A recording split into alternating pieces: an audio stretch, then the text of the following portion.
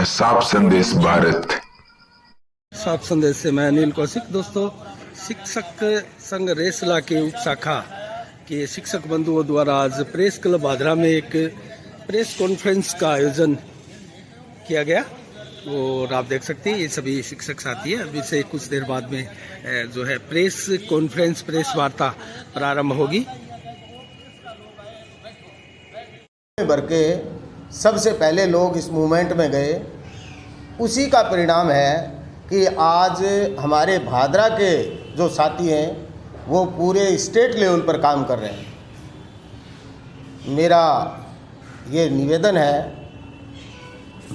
माननीय मुख्यमंत्री महोदय से कि पुरानी पेंशन जो बहाल की है वह पुरानी पेंशन जो पहले से चली आ रही है उसी रूप में हूबहू लागू की जाए, उसमें किसी भी प्रकार की कोताही न बरती जाए। कर्मचारियों में किसी भी प्रकार का संदेह नहीं है मुख्यमंत्री जी के प्रति। जो 2004 में ये एनपीएस जो एक बीमारी पूरे देश में फैल गई थी, इस बीमारी का इलाज सबसे पहले राजस्थान में हमारे सम्माननीय माननीय मुख्यमंत्री महोदय अशोक जी गहलोत ने किया है।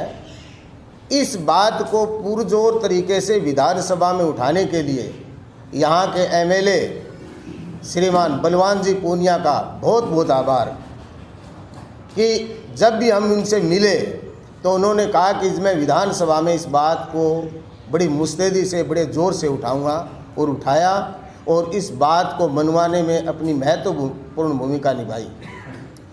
अब पूरे राजस्थान के अंदर मैं खुद जयपुर गया हूँ मुख्यमंत्री जी का आभार व्यक्त करने के लिए। पूरे राजस्थान में एक जश्न का माहौल है और पूरे कर्मचारी इस समय बड़े उत्साहित हैं और मुख्यमंत्री जी का आभार व्यक्त कर रहे हैं। इसी को मद्देनज़र रखते हुए हमने 13 मार्च 2022 को आर्य समाज भवन में माननीय विधायक महोदय का अभिनंदन और मुख्यमंत्री जी का सम्मान कार्यक्रम इनके मार्फत रखा गया है। सभी का प्रेस के बंधुओं का धन्यवाद।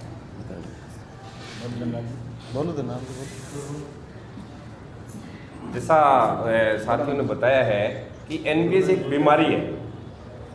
रियल में अशोक गहलोत जी समझ गए थे कि कर्जा लेकर के 10% के रूप में अनुदान देना पड़ रहा था राजस्थान में।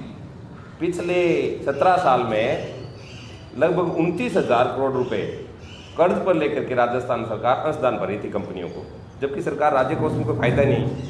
और मैं पत्रकार बंधुओं को बताना चाहता हूँ कि अब जो वर्तमान में रिटायर होने वाले लगभग 99% कर्मचारी हैं वो पुरानी पेंशन वाले हैं, यानी सरकार को पुरानी पेंशन ही देनी पड़ रही है और एनपीएस में अनुदान नहीं देना पड़ रहा है। यानी सरकार, राजस्थान सरकार को 14,000 करोड़ रुपए पेंशन में देने पड़ रहे थे और लगभग 3,600 करोड़ रुपए अनुदान में देने पड़ रहे थे। यानी राजस्थान के पास इतनी आमदनी नहीं थी राजकोष में। तो जब अशोक जी गहलोत ने समझ लिया कि ये 2004 वाले कर्मचारी है तो रिटायर हो ही नहीं रहे, सेवा के दौरान यदि इसको अंशदान इसी प्रकार दिया जा रहा था तो राजकोष या जो घाटा बता रहे हैं ना पुरानी पेंशन से लगेगा, वो नहीं लगेगा जी। राजकोष में फायदा होगा। जो आज 2004 से लेकर के 2022 तक जो राज्य सरकार ने 29,000 करोड़ रुपए जो अंशदान के रूप में दिया है वो वापस राजकोष में जमा होना चाहिए, जैसे राज्य का विकास हो सके। दूसरी बात, प्रत्येक महीने जो बजट का भार पड़ रहा था राजस्थान सरकार पर लगभग 300 करोड़ रुपए का, वो सरकार को उसकी व्यवस्था नहीं करनी पड़ेगी, वो पैसा विकास में लगा सकती है। सीधी सी बात ये है कि विपक्ष को भी ये बात समझ में आ चुकी थी कि 2032 तक तो ये रिटायरमेंट होने नहीं वाले हैं। मैं आपको मनरूप जी एक बात बताना चाह रहा हूँ कि हमने 21 तारीख को हमारे एनपीएस अकाउंट में पैसा देखा तो मेरे खुद के अकाउंट में बताऊँ 22,94,000 दिखा रहा था। जो मुझे उस पेंशन की आवश्यकता नहीं थी, वो राज्य का पैसा था और राज्य के पास जाना था, राज्य के पास रहना चाहिए था, राज्य के विकास में काम आना था। लेकिन वही पैसा जैसे ही 24 या 26 तारीख को रशिया ने हमला किया यूक्रेन पे, वो पैसा आज मैं आपको प्रत्यक्ष, दोनों मेरे पास स्क्रीनशॉट है, वही पैसा उसके बाद मेरी एक सैलरी का अंशदान भी जमा हो गया, राज्य सरकार का अंशदान भी जमा हो गया। लेकिन आज अभी वर्तमान में मैंने देखा है 22,25,000 रुपए। यानी वो सीधा सीधा नुकसान हो रहा है। हम कह रहे हैं कंपनियों को घाटा हो रहा है, कंपनियों को घाटा नहीं हो रहा है, निवेशकों को घाटा हो रहा है। और निवेशक है कौन? हम हैं कौन? हम एक राज्य सरकार के कर्मचारी हैं। जो घाटा राज्य सरकार उठा रही है, अपना पैसा दे रही है और जमा कर रही है, पैसा माइनस में जा रहा है। जब राज्य सरकार के पास ये कह रहे हैं कि राज्य सरकार की आमदनी नहीं है, तो राज्य सरकार क्यों 14% दे रही है कंपनियों को? 10%। हरियाणा ने क्या किया? बोले हम 14% अनुदान देंगे, कर्मचारी का 10% लेंगे। अरे जब वो सेवा के दौरान उसको पेंशन की जरूरत ही नहीं है ना, वेतन से काम चल रहा है उसका।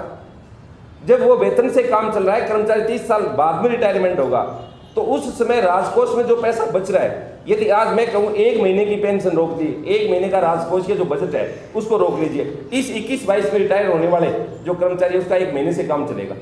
300 करोड़ से जितने लगभग कर्मचारी हो रहे हैं सारे पुरानी पेंशन वाले, उनको तो देना पड़ रहा है।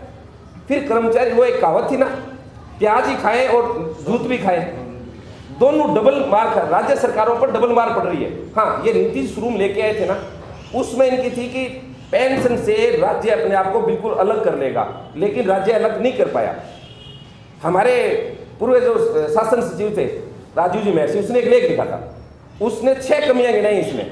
केक की रिपोर्ट क्या कह रही है?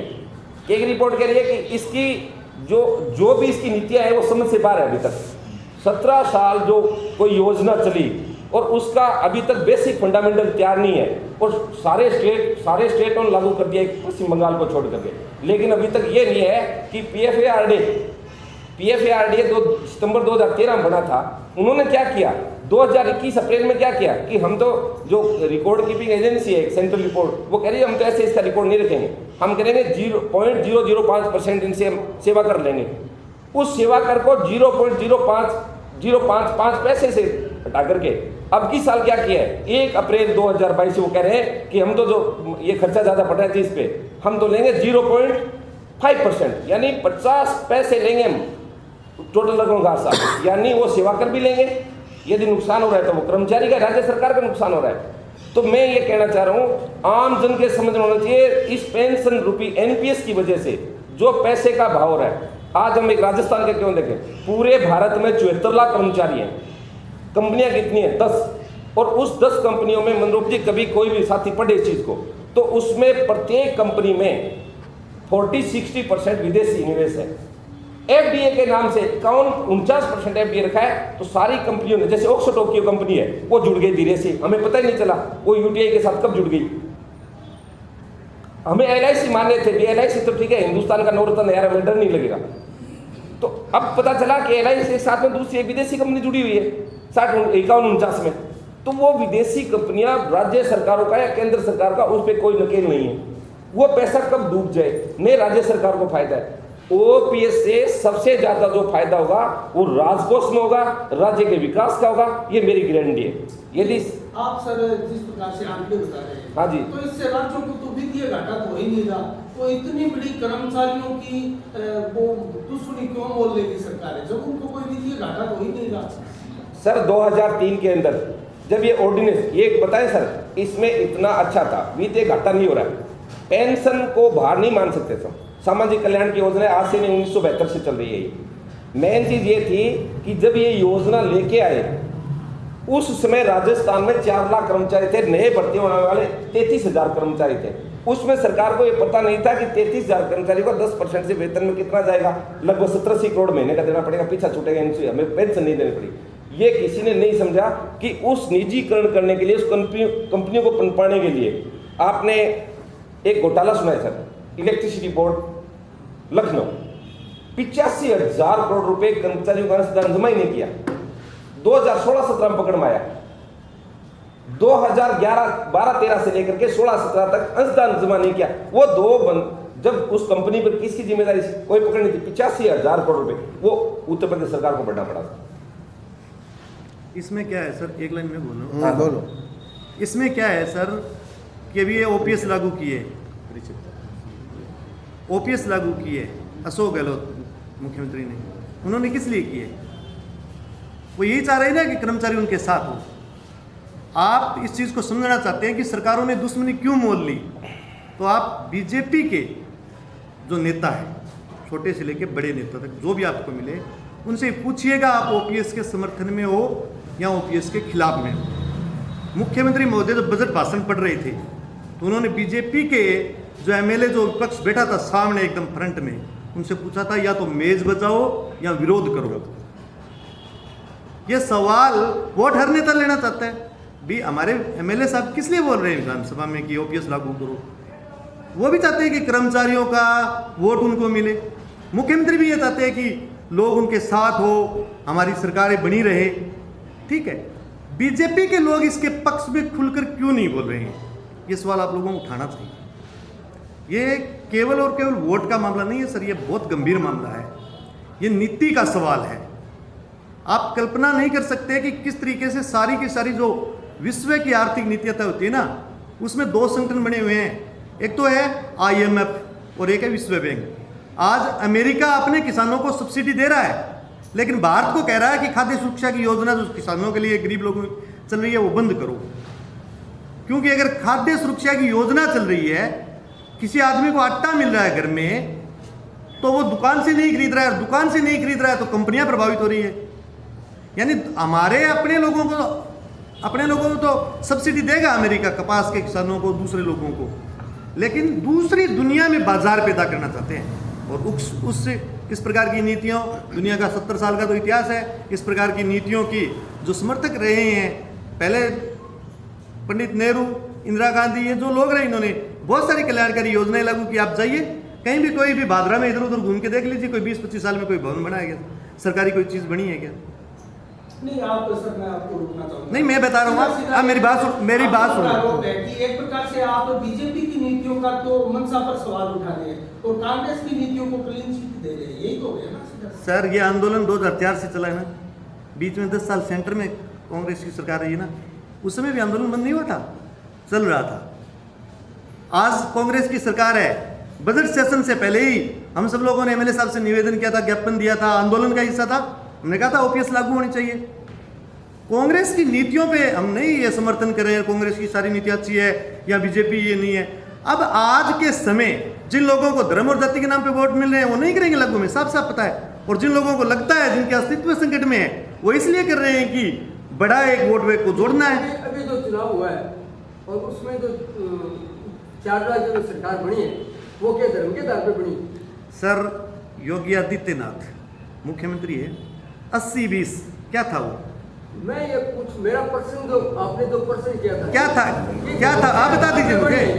80-20 क्या है, बता दीजिए। अगर ये है तो पूरे देश में कांग्रेस का तो सफाया हो रहा है। मात्र एक राज्य में राजस्थान में सरकार है, महाराष्ट्र में समर्थित सरकार है, और आप पार्टी। सर मेरा निवेदन है, सर मेरा निवेदन है, सर मैं इसी सब्जेक्ट को लूँगा, सर मैं लूँगा।